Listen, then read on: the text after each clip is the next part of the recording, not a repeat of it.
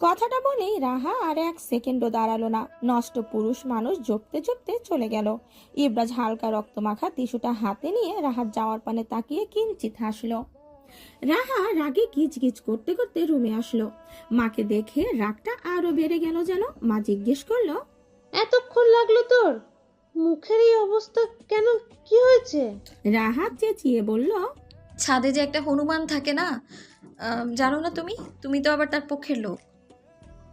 মন তাহারা ব্যস্ত কণ্ঠে বলল, পক্ষের হই বিপক্ষের, আমার মেয়ের সাথে অন্যায় কিছু করলে কি আমি মেনে নেব নাকি? রাহা আশকারা পেয়ে মায়ের পাশে বসে কাঁদো কাঁদো গলায় বলল, ওই নষ্ট পুরুষটা আমার হাত ধরেছে, পাশে এসে আমার পায়েও হাত দিয়েছে। রাহার কথাগুলো শুনে মন তাহারার মাথায় রক্ত উঠে গেল। যত যাই হোক, মেয়ের সাথে এমন অন্যায় করলে সে মা হয়ে মেনে নিবে না। আজকে হাত ধরেছে, কালকে অন্য কিছু করতে আসবে। ততক্ষণ রাহা আরো কিছু বলতে চেয়েছিল, কিন্তু মন তাহারা কে তো আর কিছু বলতে দিলই না, বরং রাহার কথায় বাজ বিচার না করেই রাহার হাত ধরে টেনে নিয়ে গেল ছাদে। রাহাও খুশি হয়ে মায়ের সাথে পা মিলিয়ে ছাদে চলে আসলো। ইব্রাস তখন রুমে। রাত তখন প্রায় 11টা বেজে গিয়েছে। ইব্রাস সবে মাত্র রুমে গিয়ে কড়াইতে কোনো রকম ডিম ভেজে রাইস কুকারে রান্না করা ভাত নিয়ে বসেছে। ছেলেটা একবার খেলে 2 বেলাই না খেয়ে থাকে, কিছু সময় আবার বাহির থেকে অর্ডার করে খেয়ে নেয়। কিন্তু আজকে তো সন্ধ্যা থেকেই এটা সেটা নিয়ে পড়েছিল বলে কোনো কিছু অর্ডার করা হয়নি। প্লেটে ভাত আর ডিম ভাজা নিয়ে বসেছে কেবল। মন তাহারা এসে চেঁচিয়ে ডাকলো, ইব্রাজ, রাজ, দরজাটা খোলো। মন তাহারা সচরাচর এভাবে চিল্লিয়ে ডাকে না। ইব্রাজ সন্ধিহান দৃষ্টিতে দরজার দিকে তাকিয়ে সামনে থাকা প্লেটটা থেকে হাতটা সরিয়ে নিয়ে প্লেটকে একটু দূরে ঠেলে রেখে দরজাটা খুলল। দরজা খুলে মন তাহারা রাগিল, আর পেছনে রাহাকে দেখে ইব্রাজের বুকটা এক মুহূর্তের জন্য ধক করে উঠল। তাও 7-5 না ভেবে মুখে হাসি টেনে বলল, মন তাহারা আঙুল উঁচিয়ে শাসানোর ভঙ্গিতে বলল, তোমাকে ছেলের মতো দেখতাম বাপ, কিন্তু তুমি আমার মেয়ের সাথে কেন এই নোংরামোগুলো করলে? তোমাকে কত ভালো ভেবেছি। আমার মেয়ে তোমার কাছে ঘেঁষতে চাইতো না, কিন্তু আমি তোমাকে ভালো ভেবে আমার কলিজার টুকরা মেয়েটাকে তোমার সাথে মিশতে দ্বিধা করতাম না। আর তুমি কি না আমার কলিজাতে হাত দিলা? ইব্রাজ তখনও একবার মুনতাহারার দিকে তাকায় তো আরেকবার রাহার দিকে তাকায়। মুখে কিছু বলার মতো জো নেই তার। মুনতাহারা লাস্ট ফিনিশিং এ বলল, যা করেছো তো করেছো, এখন ভালো হইয়া যাওয়ানোর চেষ্টা করো, তা না হলে পরের বার আমার এই হাত তোমার গালে পড়বে। কথাগুলো বলেই মুনতাহারা মেয়ের হাত ধরে সাই সাই করে চলে গেল নিচে তার রুমে। ইব্রাজ তখনও ওভাবেই দাঁড়িয়ে, হাতে তখনও মাখা ভাতের কিছু ছিটে ফোঁটা লেগে আছে। দরজাতে কিছুটা হেলান দিয়ে দাঁড়িয়ে দূর আকাশের দিকে তাকালো ইব্রাজ। চোখ দুটো চিকচিক করছে তার, মুখে হেয়ালি হাসি। খুব কষ্টে মানুষ কাঁদে না বোধ হয়, নাকি কাঁদতে পারে না কে জানে। বেশ কিছু সময় আকাশের দিকে তাকিয়ে থেকে রুমে ঢুকে দরজাটা লাগিয়ে দিল। ভাতের প্লেটটাকে আর টেনে নিজের সামনে নিতে পারলো না। যেভাবে ঠেলে রেখে গিয়েছে ওভাবেই পড়ে রইল। ইব্রাস বালিশে মুখ গুজেছে। মুনতাহারা বাসায় আসতে বিছানায় বসে হাঁপাতে লাগলো। একটু বেশি চেঁচামেচি করলে যা হয় আর কি। রাহা দ্রুত জগ থেকে পানি ঢেলে মায়ের সামনে ধরলো। মুনতাহারা পানিটা খেয়ে নিল। রাহা মাকে একটু বিশ্রাম নিতে বলল। রাহা অন্ধকার ব্যালকনিতে গিয়ে দাঁড়ালো। হঠাৎ নিজের মধ্যে কেমন খারাপ লাগা কাজ করতে লাগলো। সে বুঝে নাই তার মা যে এতটা রেগে যাবে আর সিরিয়াস নিবে। রাহা বুঝলো ছেলেটাকে এতটা কথা শোনানো উচিত হয়নি। রাহা তো মানে যে সে রাহাকে সাহায্য করার জন্যই ওই রকম করেছে, কিন্তু রাহা জানতো না যে মা যে এতটা করবে। বিনা দোষে লোকটাকে এতগুলো কথা শুনতে হলো বলেই রাহার আফসোস হচ্ছে। সে ভালো হোক কিংবা খারাপ, রাহা তো জানে যে তার সাথে তেমন কিছু করেনি। অন্ধকার বারান্দায় রাহা গ্লিরে ধরে মাথা ঠুকে দাঁড়িয়ে রইল। বাহির থেকে শীতল বাতাস তাকে প্রচন্ড রকমের ঠান্ডা করে দিচ্ছে, কিন্তু কেন জানি মন পড়ছে। শরীর ঠান্ডা হলেও মনের মধ্যে কেমন জ্বলছে। রাহা তো এরকম কিছু চায়নি, তাহলে এরকমটা কেন হলো? দূর মসজিদে ফজরের আজানের মৃদু ধ্বনিতে আওয়াজে রাহার ঘুম হালকা হয়ে এলো। একটু নড়ে চড়ে অবস্থায় বোঝার চেষ্টা করলো। খাটের এক পাশে রাহা আর অন্য পাশটাতে মুনতাহারা ঘুমিয়ে আছে। রাহার গতকাল রাতের কথা মনে পড়তে শোয়া থেকে ওঠার চেষ্টা করলো, কিন্তু ঝিম ধরা মাথাটা নিয়ে উঠতে বেশ বেগ পেতে হলো। মাথা প্রচন্ড পরিমাণে ধরে আছে। রাহার মনে পড়ল গতকাল মা মেয়ে কারোরই খাওয়া দাওয়া হয়নি, মুনতাহারাও এসে শুয়েছে আর ওঠেনি। রাহা বেলকনিতে কতক্ষণ দাঁড়িয়েছিল ও জানা নেই। তারপর একটা সময় ক্লান্ত শরীর নিয়ে এলোমেলো বিছানায় গা এলিয়ে দিতেই ঘুমের রাজ্যের ঘুম এসে রাহাকে ঘুমের দেশে নিয়ে গিয়েছিল। রাহা বিছানা ত্যাগ করলো। শরীরটা বেশ ভার লাগছে, মাথায় কেমন জট পেকে আছে। ফ্রেশ হয়ে নামাজ পড়ে নিল রাহা। নিজের মধ্যে খারাপ লাগাটা তখনও কাটেনি তার। নিজে যতই চঞ্চল আর বকবক করুক না কেন, কখনো কারো কষ্টের কারণ হতে চায়নি আর হয়ওনি। কিন্তু এবারের কাজটাতে রাহা অনেক লজ্জিত। নামাজ শেষ করে আয়নাতে নিজেকে একবার দেখলো। চোখ মুখ কেমন ফুলে ফেপে আছে, কিন্তু সে তো কান্নাকাটি করেনি। মনে হচ্ছে দুশ্চিন্তার কারণে এমনটা হয়েছে। রাহা যথাসম্ভব ওড়না টেনে মাথায় ঘোমটা দিয়ে কাপা কাপা হাতে দরজা খুলে বের হয়ে গেল। মা তখনও ঘুমে। চারপাশে আলো ফুটেছে কেবল। আধো আধো কুয়াশার মতো ধোঁয়া উঠছে। বার কয়েক উপরে তাকিয়ে সাহস করে সিঁড়িতে পা রাখলো। উদ্দেশ্য ছাদে যাবে। এক পা দুপা করে ছাদে চলে আসলো। তখনও শরীরে মৃদু কাঁপন রয়েছে। ছাদে আসার ঠিকঠাক কারণ সে নিজেও জানে না, কেবল অবচেতন মন তাকে ছাদে টেনে নিয়ে এসেছে। বাহির থেকে ইব্রাজের রুমের দিকে তাকিয়ে রাহা ফোঁস করে নিঃশ্বাস টেনে নিল। দরজা বন্ধ। অবশ্য এটা হওয়ারই কথা। এত ভোরে দরজা খোলা থাকবে এই আশা রাহা করেনি। একবার ছাদের এক পাশ থেকে অন্য পাশ হাঁটলো। আঙুলে নখ খোঁচাচ্ছে আর ছাদের দিক থেকে সেদিকে যাচ্ছে। কি করবে জানা নেই।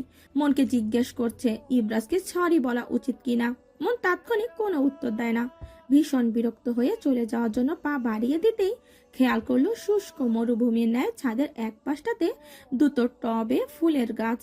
রাহা এগিয়ে এসে গাছ দুটো দেখে বুঝলো দুটো নয়নতারা গাছের চারা। ছোট্ট গাছের পাগুলো শিশির বিন্দুতে ভিজে আছে। রাহা পাতে হাত দিয়ে ছুতে দিল কিছুটা। রাহা বুঝতে পারলো গাছ দুটো ইব্রাজের লাগানো, কারণ ছাদে ইব্রাজের রাজত্ব চলে। ছাদে দাঁড়িয়ে থেকে কিচ্ছু হবে না ভেবে রাহা চুপটি করে চলে আসলো রুমে। মুনতাহারা তখনও ঘুমাচ্ছে। রাহা শরীরে হাত দিয়ে দেখলো জ্বর এসেছে। এই জন্যেই এত সময় অবধি শুয়ে আছে সে। তা না হলে এত সময় শুয়ে থাকা মুনতাহারার রাহা কি করবে বুঝতে না পেরে একটা রুমাল ভিজিয়ে এনে কপালে পানি পট্টি দিয়ে দিল। জ্বরটা এতটাও বেশি না, কেমন ঝিমিয়ে আছে মনে হচ্ছে। ভেজা কাপড় দিয়ে হাত পা মুখ মুছে দিল। রাতে না খেয়ে ঘুমিয়ে গিয়েছিল বলে এখন বেশ জোরে খিদে পেয়েছে রাহার। কিচেনে গিয়ে এটা সেটা খুঁজে খাওয়ার মতো কিচ্ছু পেল না। ফ্রিজ থেকে ব্রেড নামিয়ে গরম করলো না, কোনো রকমে একটা মুখে দিয়ে চোখ মুখ বন্ধ করে চিবিয়ে পানি খেয়ে নিয়েছে। আনমনা হয়ে ফোনটা হাতে নিতেই দেখলো স্ক্রিনে নোটিফিকেশন ভেসে আছে। তিশান ফটো পাঠিয়েছে অনেকগুলো। রাহা ইনবক্সে ঢুকে দেখলো গতকাল তোলার পিকগুলোই তিশান পাঠিয়েছে। রাহা সবগুলো ছবি একটা একটা করে দেখলো। ছবি ভালো আসলে মন ভালো হয়ে যায়। রাহা খুশি মনে তিশানকে মেসেজ দিল। বললেন যে ডিলিট করে দিয়েছেন। তিশান তখন কেবল অনলাইনে এসেছিল। 2 মিনিট পর রয়ে সয়ে রিপ্লাই করলো। রাহা কিছুটা অধিকারের স্বরে বলল, ডিলিট করে দিতে হলো কেন? ফোনে থাকলে কি এমন হতো? তিশান রাহাত দেওয়া মেসেজটা দেখে ইনবক্স থেকে বেরিয়ে গেল। কিছু সময় নিউজ ফিডে স্ক্রল করতে থাকলো। রাহা অপেক্ষায় বসে রইল তিশানের রিপ্লাইয়ের জন্য। বারবার ইনবক্সে যাচ্ছে, সে রিপ্লাই দেয় কি না দেখার জন্য। তিশান কিছুক্ষণ পর কড়া স্বরে ভয়েস মেসেজ দিল। আজাইরা পেছাল করার সময় নেই। মেয়েদের ছবি গ্যালারিতে থাকলে বন্ধুরা জিজ্ঞেস করলে তাদেরকে কি জবাব দিব? এত প্যাস ফ্যাস আমার ভালো লাগে না। তিশানের ভয়েস মেসেজ শুনে রাহা কিছু সময় থম মেরে বসে রইল। তিশানও ভাবে বলবে, সে ভাবেনি। মনে হচ্ছে কারো থেকে কোনো কিছু আশা করাই বোকামি। তিশানের থেকেও ভালো কিছু আশা না করাই দরকার ছিল। তিশান প্রায় সময় রাহাকে হেয় করে। রাহা বোঝে না সে কেন করে। রাহা কি বেশি কিছু চেয়ে ফেলে তিশানের কাছ থেকে? রাহা মনে মনে নিজেকে এসব জিজ্ঞেস করেই সিদ্ধান্ত নিল তিশানের কাছ থেকে বেশি কিছু আশা করবে না। তিশান রাহাকে 2 আনার দামও দেয় না, তাই তার কাছ থেকে কোনো কিছু আশা করে হতাশ না হওয়াটাই ভালো। রাহা ডায়েরি খুলে চিরকুট দুটো বের করলো। মিষ্টি সেই চিরকুট। রাহার মনে হয় চিরকুটগুলো সামনে ধরলে যেন চিরকুটের লেখাগুলো রাহার কানে ভাসে। কেউ সেগুলো মুখে বলে শোনাচ্ছে। তিশানের থেকে তিক্ত অবহেলা পেয়ে রাহা বুঝে নিল এই চিরকুটের মানুষ তিশান হতেই পারে না। তবে সে যেই হোক, রাহার তাকে ভীষণ আপন মানুষ মনে হয়। মেয়েরা তো চায় তাকে দুটো আদর করে যত্ন করে বলা কথা হোক, আর সেটা যে করে সেই তো প্রিয় মানুষ হওয়ার যোগ্যতা রাখে। প্রচন্ড মন খারাপে রাহার মনে হয় কারো সাথে যদি এই অকারণে মন খারাপ শেয়ার করা যায় তাহলে সেই তো প্রিয় মানুষ। রাহা চিরকুট দুটোতে হাত বোলায়, মনে মনে ভাবে, ছোট্ট এই যত্নগুলো আপনাকে আমার প্রিয় হতে বাধ্য করেছে। আমার অবচেতন মন এই একটু যত্নই চায়। আমার প্রথম অনুভূতি অচেনা সেই আপনি। তবে এই প্রেম কিনা আমি জানি না, আর জানতেও চাই না, কিন্তু এটা আমার প্রথম অনুভূতি। এ কথা আমি পুরো পৃথিবীকে জানিয়ে রাখলাম। এর আগে আমি এই সুখকর অনুভূতির সাথে দেখাই পাইনি। রাহার অভিমানী মন অভিযোগ করে বলল, আচ্ছা, আপনি আর চিরকুট পাঠান না কেন? আপনার চঞ্চলতা যে আপনার চিরকুটের অপেক্ষায় থাকে। আপনি বুঝি আর আপনার চঞ্চলতাকে লিখবেন না?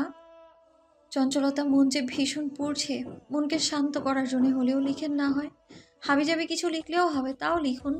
রাহার কল্পনা জগৎ জুড়ে সেই অচেনা মানুষের বসবাস এখন।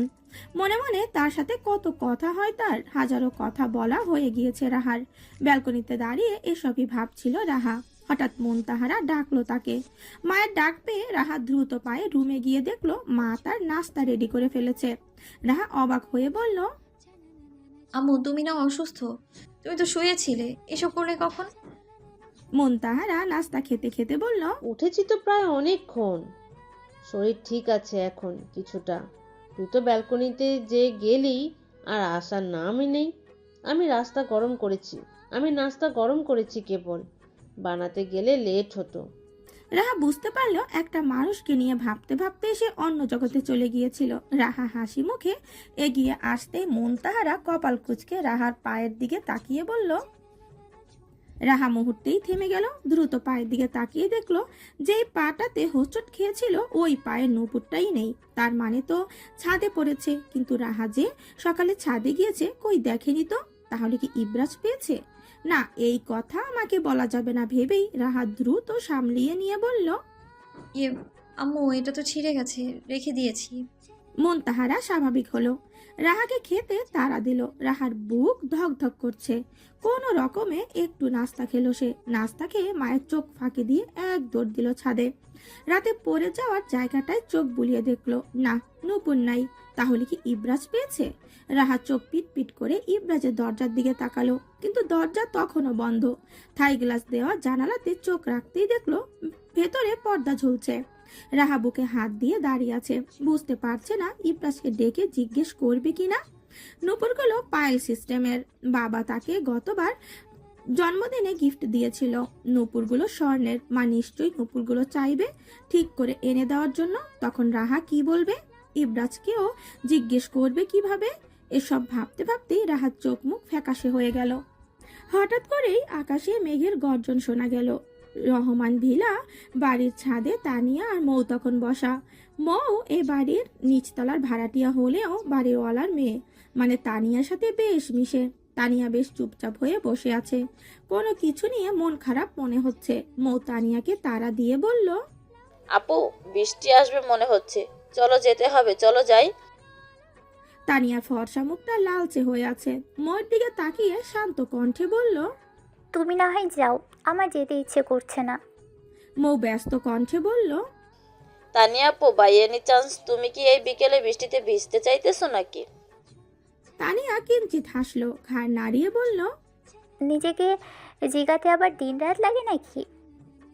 মৌ নখ কামড়ে তানিয়ার দিকে প্রশ্নাত্মক দৃষ্টিতে তাকিয়ে রইল। তানিয়া মৌর এমন হাব ভাব দেখে গাল ভরে হেসে বলল, নিজেকে ভেজাতে আবার দিন রাত লাগে নাকি?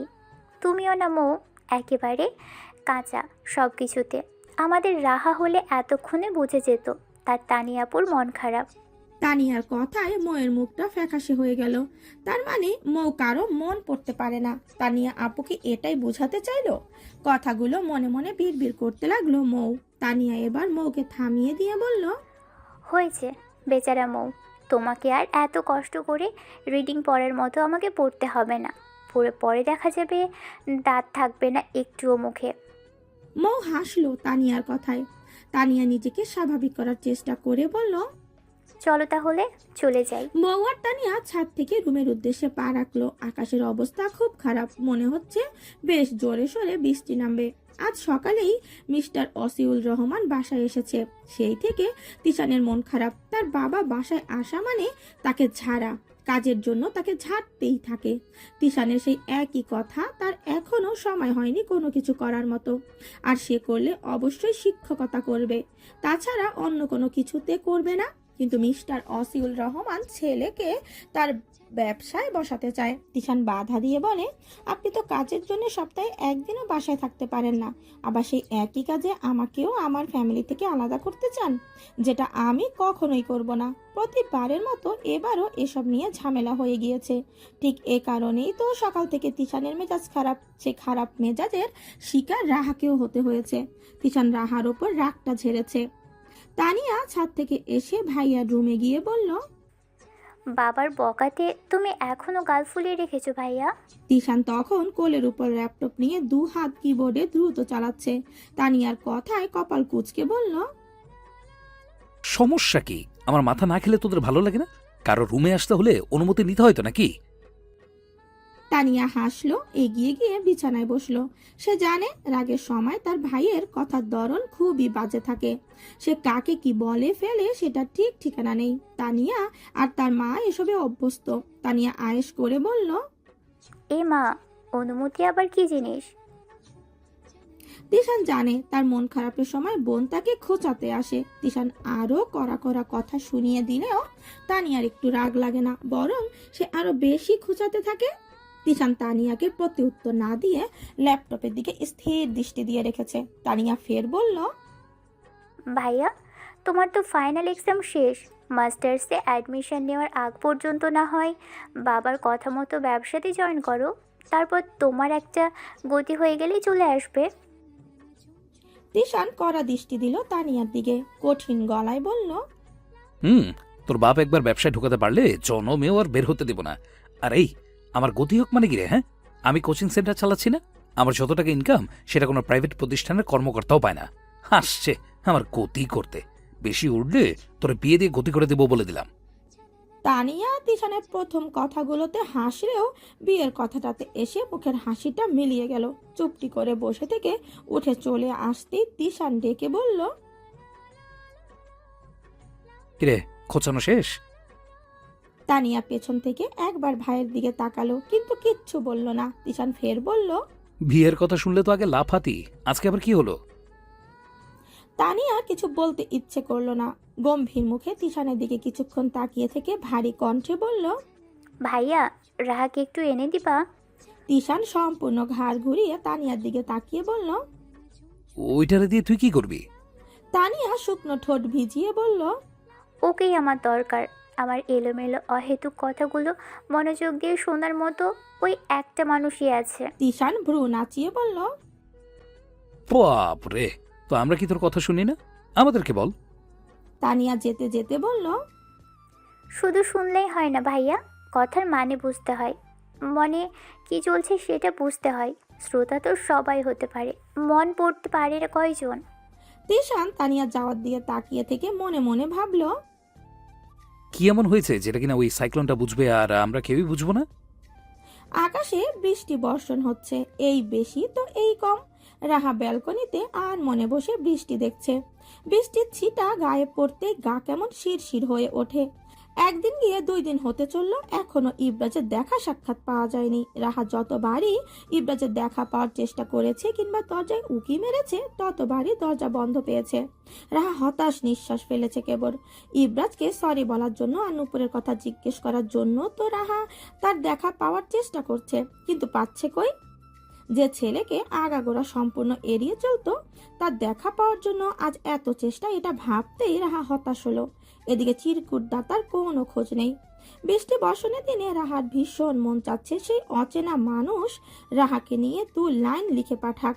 রাহার মন চাচ্ছে এই মন কেমনের দিনে রাহাকে কেউ সঙ্গ দেখ, কিন্তু কে দেবে? রাহার ব্যক্তিগত কোনো মানুষ নেই যে রাহাকে সঙ্গ দিলে সেই সঙ্গে রাহা স্বস্তি পাবে। রাহার হঠাৎ মনে হলো এই বৃষ্টির দিনে বেসরের গান গাইলেও তো পারতো কেউ একজন। সেই কেউ একজনটা কি ইবরাজ? হাজারো কিছু মাথায় ঘুরতে লাগলো। সমস্ত কিছু থামিয়ে দিয়ে রাহাকে ডাকলো রাহার মা মুনতাহারা। রাহা রয়ে শয়ে রুমের দিকে হাঁটা লাগালো। ড্রয়িং রুমে যেতেই দেখলো তিশান এসেছে। বৃষ্টিতে কাক ভেজা হয়ে তিশান দাঁড়িয়ে আছে। মুনতাহারা তাওয়াল এনে তিশানের হাতে দিতেই তিশান ভেজা চুল ভেজা মুখ মুছতে লাগলো। ফর্সা মুখশ্রী বৃষ্টিতে ভিজে লালচে হয়ে গিয়েছে। নিশ্চিত জ্বর চলে আসবে। রাহা তিশানকে দেখে আনমনে জিজ্ঞেস করলো, তিশান ভাইয়া, এত বৃষ্টি মাথায় নিয়ে আপনি? তিশান টাওয়ালটা ফেলে রেখে সোফাতে হেলান দিয়ে বসে রাহার দিকে তাকালো। চঞ্চল মেয়েটার চোখ মুখ কেমন ফ্যাকাশে হয়ে আছে। চোখ মুখে সেই চঞ্চলতা দেখা যাচ্ছে না। তিশানের মনে হলো মেয়েটাকে কি বেশি বকাবকি করে আমি। মাঝে মাঝে মেয়েটার সাথে একটু বেশি খারাপ ব্যবহার করা হয়ে যায় মনে হয়। এগুলো ভেবেই তিশানের নিজ ব্যবহারের জন্য খারাপ রাখতে শুরু করলো। রাহাকে আপাদমস্তক দেখে মজার ছলে বলল, তোকে দেখতে মন চাইলো তাই বৃষ্টি মাথা নিয়ে দৌড়ে চলে আসলাম। তিশানের কথাতেই রাহা হেয়ালি হাসলো। বেশ তাচ্ছিল্যের সুরে বলল, কথায় কথায় যে মানুষ অপমান করতে ছাড়ে না, সে কিনা আসবে আমাকে দেখতে? তিশানের মনে ধাক্কা খেলো। সে ভেবেই নিল রাহা তার ব্যবহারে কষ্ট পেয়ে নিজের চোখ মুখের এই অবস্থা করে রেখেছে। কিন্তু আদৌ কি তাই? আমাদের যখন মন খারাপ থাকে তখন আমরা সেই মন খারাপিটা মোটামুটি সামনে যে থাকে তার সাথেই দেখাই। তাই বলে এই নয় যে ঠিক তার কারণে মন খারাপ হয়ে আছে। বরং মন খারাপের সময় যে ব্যক্তির সাথে দেখা হয় সেই ব্যক্তির দেওয়া কষ্টটাও নতুন করে জেগে ওঠে। মুনতাহারা চা বানিয়ে এনে দিল, সাথে হালকা নাস্তাও রয়েছে। তিশান চা হাতে নিয়ে চুমুক দিয়ে রাহাকে তাড়া দিয়ে বলল, রেডি হয়ে নেয় তাড়াতাড়ি। রাহা বুঝতে পারলো না কেন সে রেডি হবে। রাহা কিছু জিজ্ঞেস করার আগে মুনতাহারা তিশানকে জিজ্ঞেস করলো, কেন, কোথাও যাবি নাকি? এই বৃষ্টির মধ্যে কোথায় যাবি আবার? তিশান মুনতাহারার দিকে তাকিয়ে বলল, বাপ রে, মামে তো দেখি কৈফিয়তের মেলা নিয়ে বসেছো। তা তোমার মেয়েকে নিয়ে কি আমি পালিয়ে যাব নাকি? মুনতাহারা তিশানের কথায় হাসলো। রাহা চোখ মুখ কুচকিয়ে বলল, মনে হচ্ছে আমি আপনার সাথে পালিয়ে যাওয়ার জন্য রেডি শেডি হয়ে বসে আছি। তিশান তেড়ে এসে বলল, দিবা স্বপ্ন কেন দেখতেছিস? রেডি শেডি হয়ে থাকলেও তোকে নিয়ে আমি পালাচ্ছি না। রাহা কিছু বলতে নিবে অমনি মুনতাহারা বাধা দিয়ে বলল, এই হয়েছে, ভালো কথা বলতে গেলেই তোরা ঝগড়া লেগে যাস। কি এক অবস্থা তোদেরকে নিয়ে। সবার কথার মাঝেই মুনতাহারার ফোনটা বেজে উঠল। মুনতাহারা ফোনটা রিসিভ করে স্পিকারে দিয়ে বলল, কি রে তানি, তিশা না আসলো, তুই আসলি না কেন? তানিয়া শান্ত কণ্ঠে বলল, ভাইয়াকে আমি পাঠিয়েছি। রাহাকে পাঠিয়ে দাও তো, আজকে রাতটা থাকবে আমার সাথে, কালকে বিকেলে চলে যাবে না হয়। মুনতাহারা জিজ্ঞেস করলো, হঠাৎ কেন? তানিয়া রেগে যাওয়ার মতো মেয়ে না, তবে এবার হুট করে রেগে গিয়ে চেঁচিয়ে বলল, সমস্যা কি আন্টি, একটা রাতই তো। আর মেয়েটার তো এক্সাম শেষ হয়েছে, এখন তো সে একটু বেড়াবেই। আমার এক্সাম বলেই না বের হতে পারছি না, তা না হলে ওরে নিয়ে তো আমি নানু বাড়িতে যেতাম। মুনতাহারা স্বাভাবিকভাবে জানতে চেয়েছিল কেন যেতে বলেছে, কিন্তু তানিয়া যেভাবে রেগে গেল মুনতাহারা আর কিছু বলল না। পাঠাবে সম্মতি দিয়ে ফোন কেটে দিল। রাহা ততক্ষণে রেডি হতে চলে গিয়েছে। মুনতাহারা তিশানকে জিজ্ঞেস করলো, তানিয়ার কিছু হয়েছে নাকি? তিশান আয়েশ করে উত্তর দিল, হয়েছে, তবে কি হয়েছে সেটা নাকি আমাদেরকে বলবে না, তোমার মেয়েকে বলবে। তাই তো তোমার মেয়েকে নিতে পাঠালো। কথা শেষ করতে করতেই রাহা রেডি হওয়া শেষ। রাহা রেডি হয়ে আসতেই তিশান তাড়া দিয়ে মুনতাহারাকে বলল, আন্টি গেলাম তাহলে, একটু পর সন্ধ্যা হয়ে যাবে। মুনতাহারা দরজা অব্দি গেল রাহা আর তিশানের সাথে। তিশান আগে আগে বের হয়ে গিয়েছে। মুনতাহারা দরজার কাছে আসতেই রাহা ফের রুমে দৌড়ালো। কিছু একটা নিতে ভুলে গিয়েছে, সেটা নিতেই মুনতাহারা দরজা হতে চলে আসলো। রাহা বের হতেই মুনতাহারা ভেতরে চলে গেল। রাহা নামতে যাবে অমনি কি মনে করে ছাদের দিকে তাকালো। কেন জানি মনে হচ্ছে ইবরাজ হয়তো ছাদে। রাহা অস্বস্তি নিয়ে নিজ অব্দি আসলো। উপরে তাকাবে তাকাবে বলেও তাকাচ্ছিল না। শেষমেশ না পেরে রাহা উপরের দিকে তাকালো। ঠিক রাহার বরাবর ইবরাজ দাঁড়িয়ে আছে। রাহা আর ইবরাজ চোকাচোকি হতেই রাহা থমকালো। ইবরাজকে কেমন বিধ্বস্ত লাগছে। রাহা তাকিয়ে থেকেই ভাবলো কি সমস্যা এই ছেলেটার, ওরে এখনো কেন এমন লাগছে। রাহার কেমন লাগছিল, আর ইবরাজের সাথে তো রাহার কথা বলাও দরকার। রাহার ইচ্ছে করছিল দৌড়ে ছাদে চলে যেতে, কিন্তু তিশান। রাহা ইবরাজের দিকে তাকিয়ে থেকেই ঠোঁট নাড়িয়ে বলল, সরি। ইবরাজ কতটুকু কি বুঝলো রাহা জানে না। ফর্সা লম্বা সৌন্দর্য ছেলেটাকে প্রচন্ড এলোমেলো লাগছে। রাহা বেশিক্ষণ তাকিয়ে থাকতে পারলো না। রাহাকে তাড়া দিয়ে তিশান ডাকলো। কিরে আসবি? রাহা গেটের বাইরে একবার তিশানের দিকে তাকালো, ফের ইবরাজের দিকে তাকিয়ে দেখলো ইবরাজ তখনও রাহার দিকে তাকিয়ে আছে। গায়ে ব্লু টি শার্টটা কিছুটা ভিজে কালচে রং ধারণ করেছে। দুহাত পকেটে গুজে স্থির দৃষ্টি রাহার দিকে। বৃষ্টিতে চুল ভিজে, চুল বেয়ে টপ টপ করে নাকে মুখে পানি পড়ছে। রাহা শেষবারের মতো যখন তাকালো তখন দেখলো ইবরাজ মুচকি হেসেছে। মারাত্মক সেই হাসি রাহার মন এফোর ওফর করে দিল। রাহার নিজেকে বিশ্বাস হচ্ছে না। এই কি সেই রাহা যে কিনা এই মানুষটাকে এত এত ইগনোর করেছে? আর সেই নষ্ট পুরুষের হাসিতে রাহার হৃদয় ঝড় উঠে গেল যেন। রাহার ইচ্ছে করেছে হাজার বছর ধরে সেই হাসি দেখতে চায়, কিন্তু কিন্তু তিশান তিশান যে রাহার অপেক্ষায়। রাহাকে যে যেতেই হবে। রাহা এক পা দুপা করে ইবরাজকে পেছনে ফেলে দিয়ে তিশানের দিকে এগোচ্ছে, কিন্তু মন ইবরাজকে টানছে। হঠাৎ রাহার হাতে টান পড়তেই রাহার সম্মতি ফিরে এলো। রাহার মাথায় প্রচন্ড ব্যথা শুরু হলো। তিশান তাড়া দিয়ে বলল গাড়িতে উঠতে। মৃদু বৃষ্টির ফোঁটায় ততক্ষণে রাহা অনেকটা ভিজে গেছে, আর ওদিকে ইবরাজ স্ব ইচ্ছায় নিজেকে ভিজাচ্ছে। এ যেন ইবরাজের বিজয়ের উল্লাস। চুল থেকে শুরু করে প্রশস্ত বুক সবটাই বৃষ্টিতে ভিজে গিয়ে মনে হচ্ছে খাকা মরুভূমিতে এক খণ্ড শান্তির প্রলেপ। ইবরাজ তখনও শূন্যের দিকে তাকিয়ে। রাহা নিজের মধ্যে নেই তখন। সে আছে তিশানের সাথে, কিন্তু মন ইবরাজের সাথে। এ কেমন অমিল! শূন্যে তাকিয়ে ইবরাজ গান ধরল। আকাশ যেন রাগের তোলপাড়, এক টুকরো আলো খুঁজে পাওয়া যায় না। কুয়াশার ঢাকা আকাশ, অন্ধকার যেন পৃথিবীটাকে এক টুকরো কবরের মতো পেঁচিয়ে রেখেছে। বৃষ্টি শুরু হয় মৃদু, কিন্তু কিছুক্ষণের মধ্যে তা হয়ে ওঠে প্রবল গগনবিধারী বজ্রপাতের সাথে। বজ্রের গর্জন মাটির গভীরতা পর্যন্ত কাঁপিয়ে দেয়। রাহা তিশানের সাথে বাসায় এসে পৌঁছেছে অনেক হয়ে গিয়েছে। তানিয়া রাহাকে পেয়ে রাহাকে নিয়ে রুমে ঢুকে দরজা আটকিয়ে দিয়েছে। রাহা বুঝতে পারলো তানিয়া তাকে কিছু বলবে। রাহা নিজেকে ধাতস্থ করে তানিয়াকে আলতো ছুঁয়ে জিজ্ঞেস করলো। তানিয়া হু হু করে কেঁদে দিল। এখন আর নিজেকে আটকে রাখতে পারলো না। রাহা জানে কি হতে পারে, তাই তানিয়াকে আর বেশি কিছু জিজ্ঞেস না করে আলতো করে জড়িয়ে ধরে পিঠে হাত দিয়ে সান্ত্বনা দেওয়ার চেষ্টা করলো। তানিয়ার কান্নার বেগ বেড়ে গেল। রাহা নিজের মনে পাহাড় সমান অশান্তি নিয়ে তানিয়াকে বুকে নিয়ে সান্ত্বনা দিচ্ছে ভেবেই মনে মনে তাচ্ছিল্য হাসল। তানিয়ার কেঁদে কেটে হেঁচকি উঠে গেল।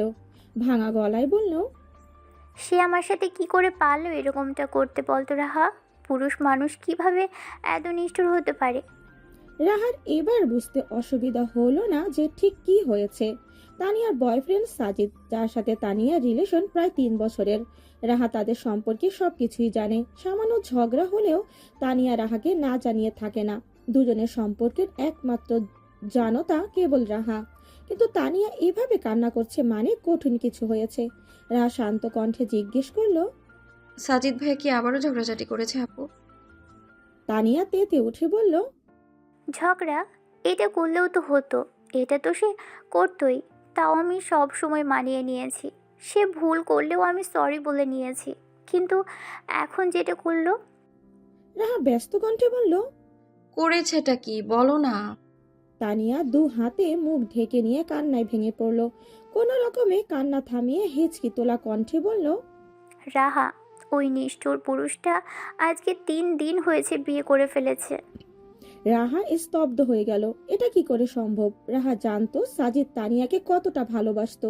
প্রায় সময় ঝগড়াঝাটি করত, কথা বলা বন্ধ থাকতো, কিন্তু তাই বলে বিয়ে করে নিবে? কিভাবে? তানিয়া চোখ মুখ মুছে শক্ত হয়ে বসে বলল, 4 দিন আগে ওর সাথে আমার ঝগড়া হয়, যেটা প্রায় সময় হয়ে থাকে।